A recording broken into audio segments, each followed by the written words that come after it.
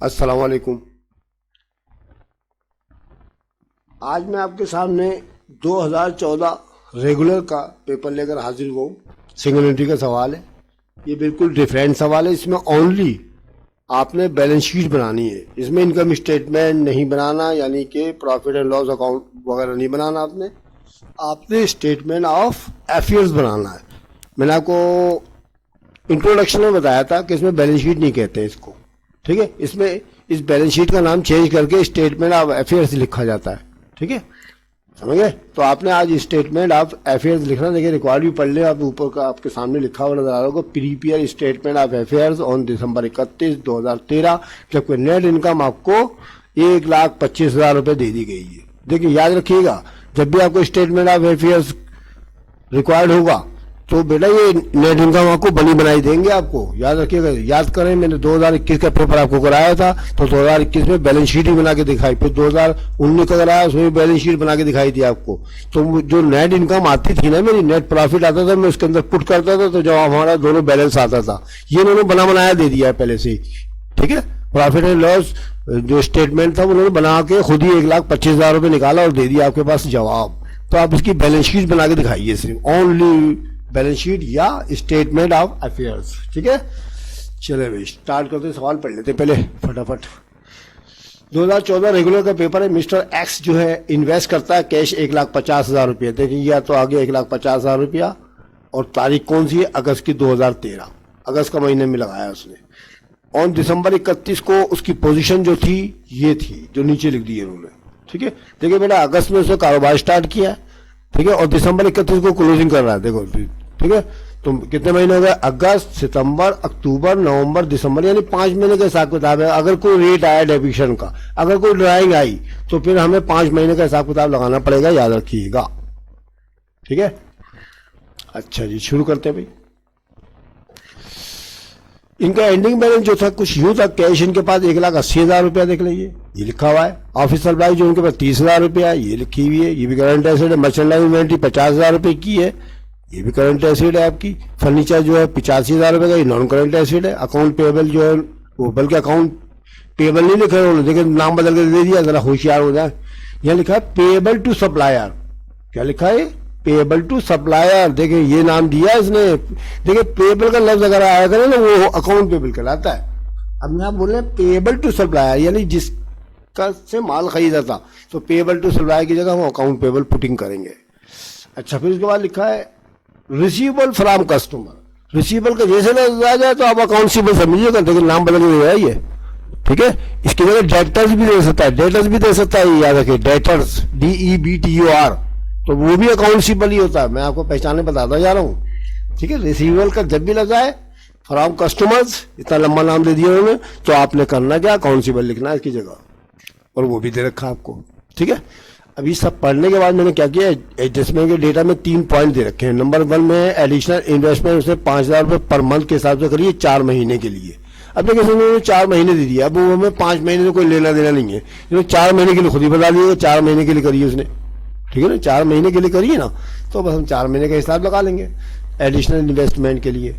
उसके बाद mister X ने विड्रॉ किया some merchandise cost 15,000 for personal use. Mister X ने कुछ मर्चेंडाइज निकालनी अपने पर्सनल यूज के लिए, ठीक है, और वो उनकी वैल्यू थी 15,000 रुपये, यानी उसने कैश नहीं निकाला बल्कि मर्चेंडाइज निकाली है, माल तैयार निकाला अपने यूज के लिए। फिर डेफिशिएंट जो है देखे कोई रेट वेट नहीं है, 15,000 रुपये लिखना आपने डायरेक्ट आपको, ठीक है। अब बैलेंस शीट बनाने का तरीका देखें, इसकी स्टेटमेंट ऑफ अफेयर बनाने का तरीका, ठीक है, यहाँ तक कर लेते हैं। सबसे पहले आप इसकी फॉर्मेट बनाइएगा, आपको आती होगी, फर्स्ट ईयर में आपने पढ़ी हुई है, मैंने आपको करा रखी है। पहले आपने हेडिंग मिस्टर एस की डालनी है, स्टेटमेंट ऑफ अफेयर्स है एज ऑन दिसंबर 31, 2013, ऊपर की डेट लिख दीजिएगा, ये वाली आप जो बता रखी है मैंने, ठीक है, ये वाली ये लिख दी मैंने, ठीक है। 2 सेक्शन बनाने पड़ते हैं इसके अंदर, एक एसेट्स और एक दूसरी इक्विटीज, ठीक है, एसेट्स और इक्विटीज। अब एसेट्स का जो अमाउंट आएगा यहाँ लिख देंगे, और जो इक्विटीज वगैरह का आएगा वो यहाँ लिख देंगे। अब एसेट्स में 2 तरह की आपको मजीद ब्रांचेज हो जाती हैं या टाइप्स हो जाती हैं।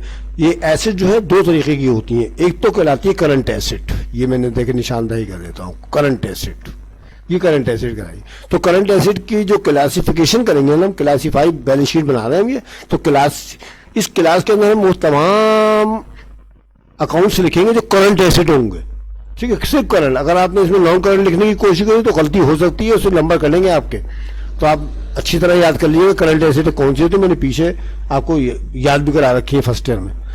तो करंट एसेट में कौन कौन है इस सवाल के मुताबिक बेटा कैश था सबसे पहले। चलिए निशानदही करते रहते ताकि आपको पक्का पक्का आ जाए।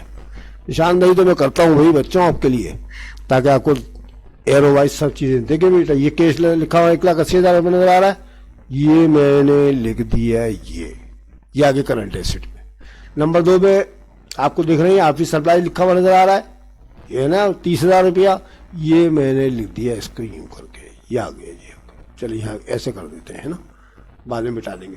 उसके बाद मर्चेंडाइज, उसके बाद देखिए मर्चेंडाइज 50,000 रुपया है ना, तो ये 50,000 रुपये को उठाए और यहाँ लिखते हैं, ये आ गया। 3 चीजें आ गई करंट एसेट। अब ये फर्नीचर जो है नॉन करंट है, इसको मत लिख लीजिएगा कहीं, ठीक है। अब एक चीज रह गई इसके अंदर, कौन सी बोला मैंने आपको बताया था ना, रिसीवेबल फ्रॉम कस्टमर, यह कौन सी बोला हमारा, तो ये 70,000 रुपये जो है ना बेटा, ये आ जाएगा आपका, ये वाला आया नहीं आया। ये 4 चीजें करंट है आपके पास, और बाकी अब नॉन करंट में बचा गया ऊपर देखते रहे, ये भी हो गया, ये भी हो गया, ये भी हो गया, फर्नीचर रह गया है ना, बाकी पेबल रह गया। तो ये फर्नीचर को उठा के आप ले आएंगे नीचे यहाँ पर इस जगह, ये आ जाएगी नॉन करंट एसेट में। तो बात समझ में आ गई, मैंने आपको एरोवाइज निशान बता दिए। अब मैं दोबारा बताता हूँ आपको। देखिए बेटा करंट एसेट में आप कैश लिखेंगे, पहले ऑफिस सप्लाई लिखेंगे, मर्चेंडाइज और अकाउंट रिसीवेबल ऊपर से उतार देंगे सेम एज इट, कुछ जमा घटा नहीं करनी है। ये चारों चीजें हमने लिख लिया, इन सबको जमा कर लेते 1,80,000 और 17,000 आपके 2.5 लाख और 50 जमा कर ले 3,30,000, 3,30,000 रुपये टोटल आ गया। ये टोटल करंट एसेट आ गया आपकी। अब दूसरी वाली हेडिंग है हमारी नॉन करंट एसेट्स, इसमें ओनली फर्नीचर है।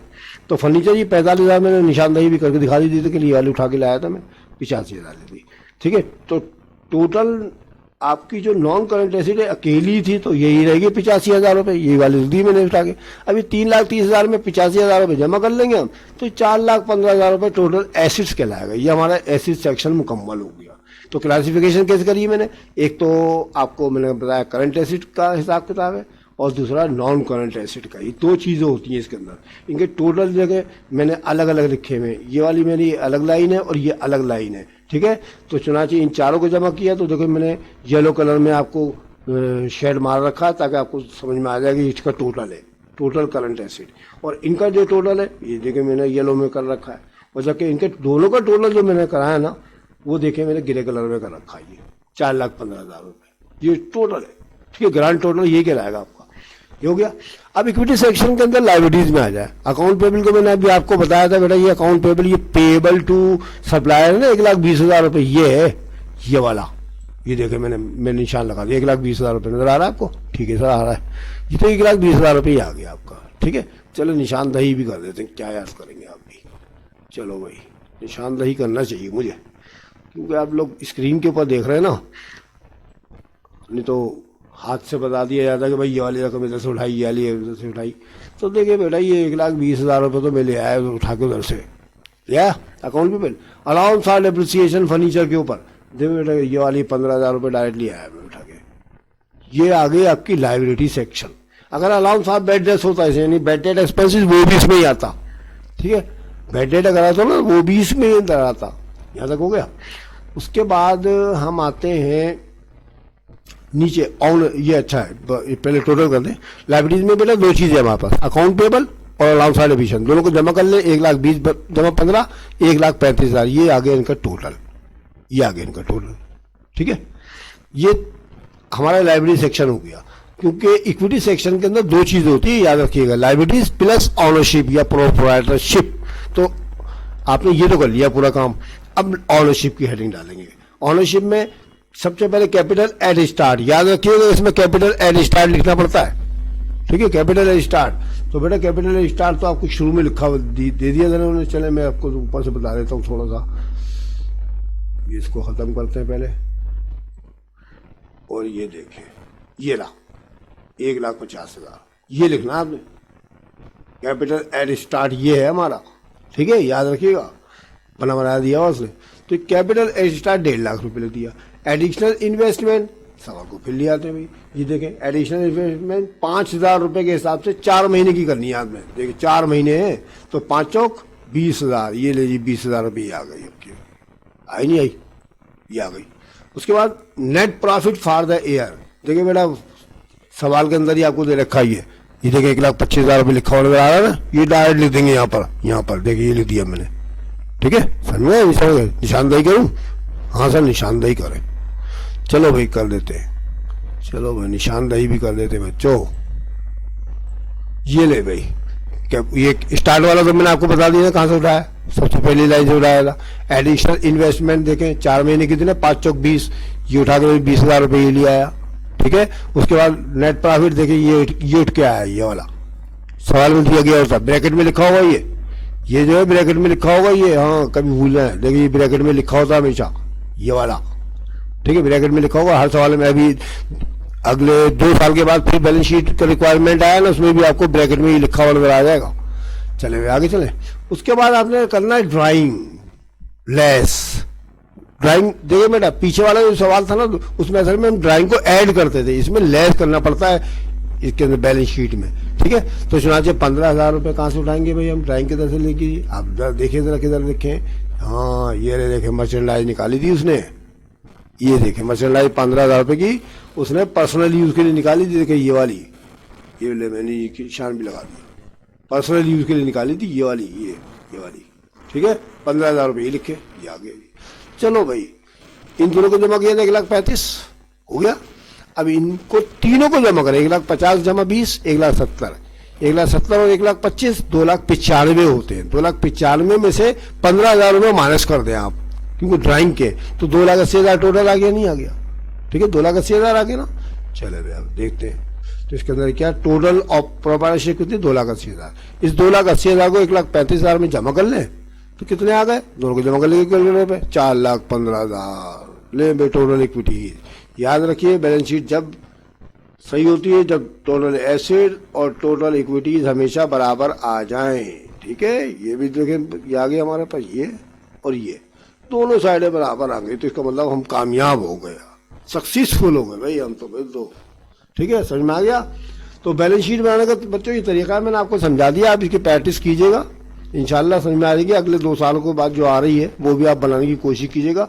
अब मैं बैलेंस शीट वाला सवाल अगला वाला नहीं कराऊंगा, मैं आपको नए तरीके से सिखाना चाह रहा हूँ, ठीक है। अच्छा अगर आपको मेरी वीडियो अच्छी लगे तो लाइक करना मत भूलें। दूसरी बात यह कि शेयर करें अपने दोस्तों साथियों को, फ्रेंड्स को, रिलेटिव्स को, ठीक है, और प्रमोट करें ज़रा, ठीक है। और बेल आइकन जरूर दबा दें ज़रा, ठीक है, ताकि आपको आने वाली वीडियो फटाफट मिल सके, ठीक है। इंशाल्लाह अगली वीडियो में फिर मिलते हैं, तब तक के लिए खुदा हाफिज।